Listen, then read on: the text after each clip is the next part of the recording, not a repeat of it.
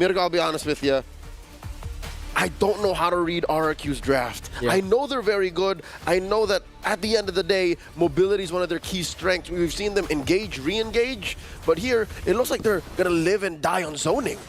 It's all about zoning. It's all about poking as well, right before they get into that big team fight. So they have the poke through the CC, the Eve Edoc, already at the start actually going to be able to reset the purple buff just a bit to get him a bit low, forcing the purple. But now, whoa, Kyle Teasy decided to go back in. So again, Sutsujin able to steal it away up against the Jawhead. Oh. That's what we were talking about unique. He's so unique. Only he saw that angle. Ogwin didn't know what was up until it was too late. That is irreparable damage. Well played. Really well played. Again, it's the preparation, Leo, that we were talking about. It's prep time. The prep of Mr. Bruce Kescute Wayne. Yep, he said, yo, we might not win fights up front, given how good Team Falcons draft might come through. Go for the buff.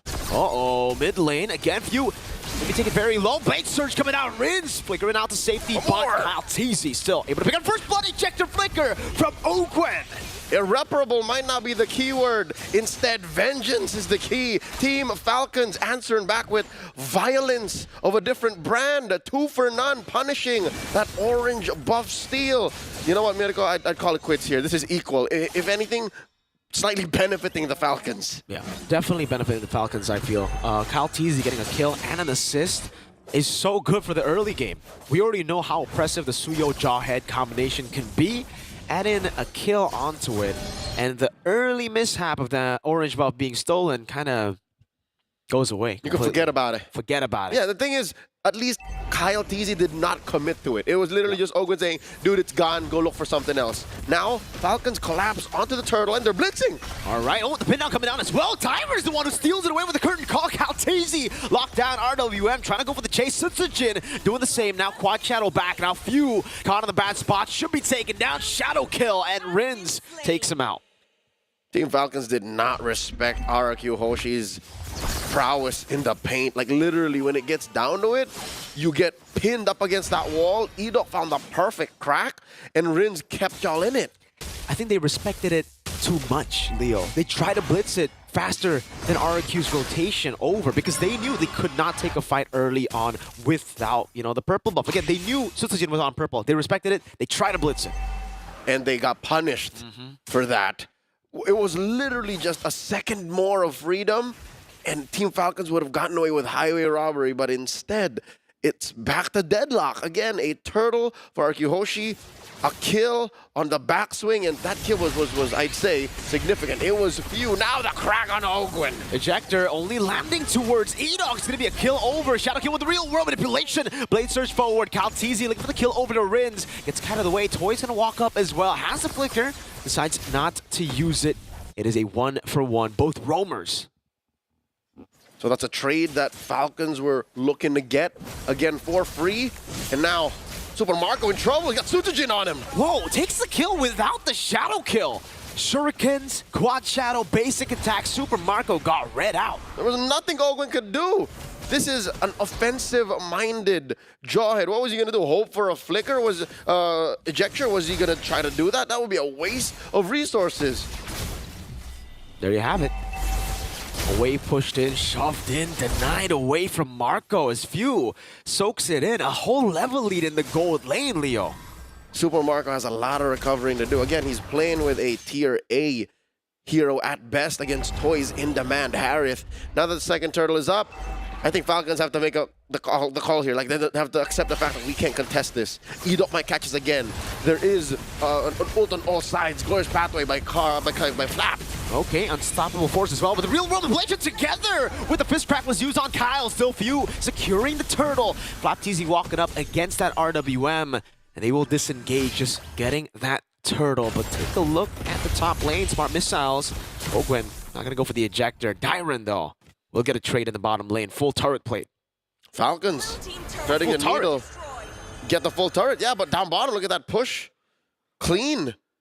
All right, so it seems like RRQ Hoshi calculated that. Yeah. They seem to have just said, yeah, take the turtle, but we'll get the permanent resource. Beautifully done.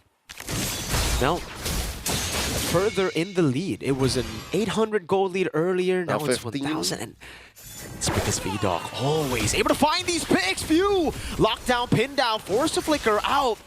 Good resource burnt out here as E-Dog gets poked a bit, but it's A-OK as in top lane. Toy, again, is just pulling from Marco. Glorious Pathway used up. Ogwen unable to go for that pick. Maybe overkill to ensure the disengage. Kyle TZ walks into a brush here. Spot Sutsujin. Good damage. Very good patience on the Blade Surge too. Sutsujin was waiting for that to come out. Walks up, steals the Lethal Wanderer, and goes back to his jungle. That was worth it. Very efficient in their movements. The unique jungler in Sutsujin. Hey. Almost a solo. Super Marco needing Flapteezy to help him out up top.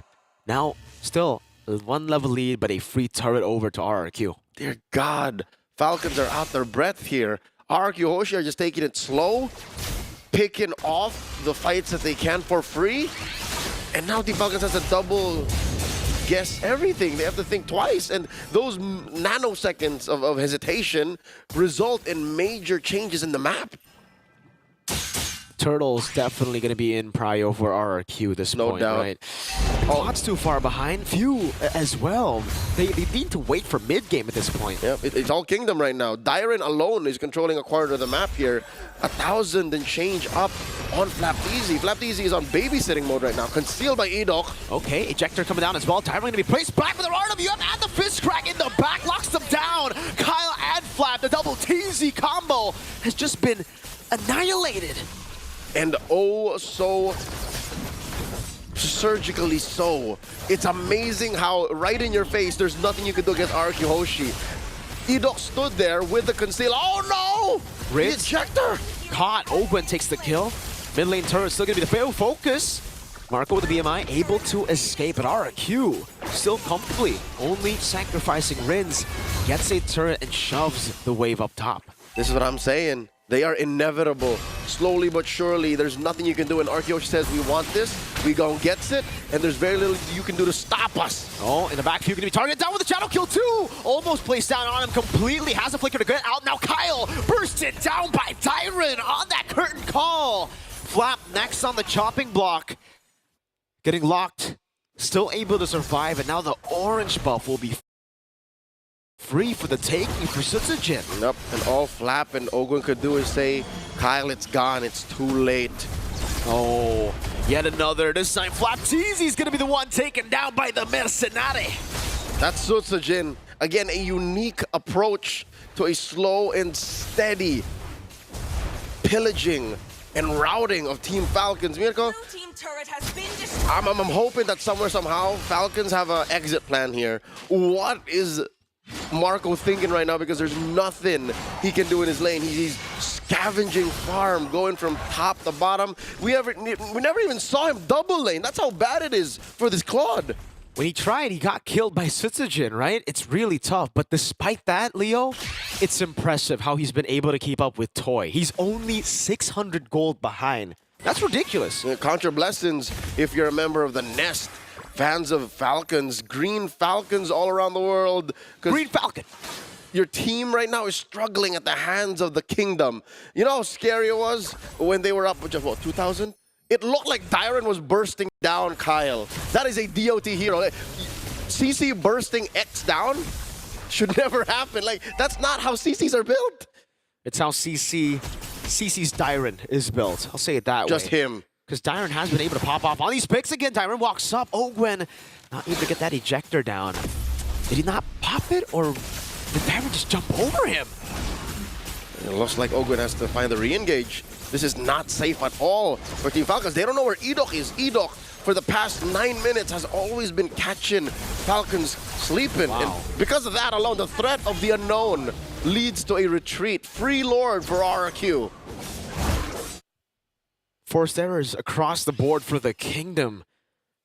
It's the systematic playstyle comboed in with how they're able to fight in these chaotic skirmishes that ends up working so well for them. Again, that was a free Lord. Dyren gets a free turret. It's been free. It's sinister, Mirko. It's what's best for business, and they collapse on the Flap.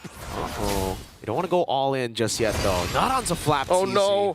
Ogwen, caught in the bad spot, does have his flicker.